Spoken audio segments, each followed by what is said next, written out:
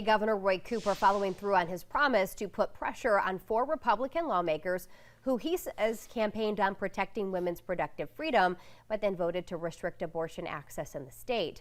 Now, as we've been reporting, SB 20 would ban abortions after 12 weeks. Right now, it's 20 weeks in North Carolina. Now, there are several exceptions in the bill. The bill also contains millions for mothers and babies and foster care. It sits on the governor's desk. He's vowed to veto it, but both the House and Senate have enough votes to override him. WBTV's Mary Calkins is live in Davidson this morning. Mary, that's where this pressure on certain Republican lawmakers is coming in. Tell us more. Yes, Mary, good morning. Now, today, Governor Cooper will be here at Davidson Town Hall for a roundtable discussion on SB 20. But of course, it is a thinly disguised campaign to put pressure on those 2 lawmakers from our area.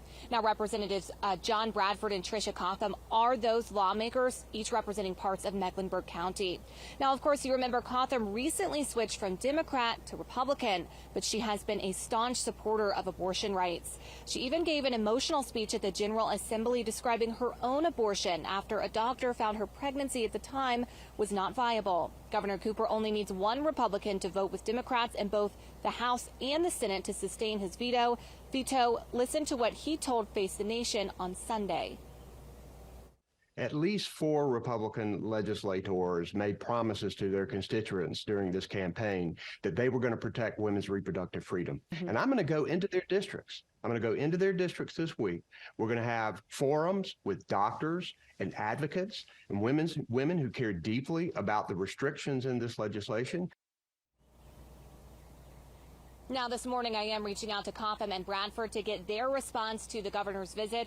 Now the clock is ticking because Governor Cooper only has 10 days from last Friday to issue that veto. For now, reporting live in Davidson, Mary Calkins, WBTV, on your side. All right, Mary.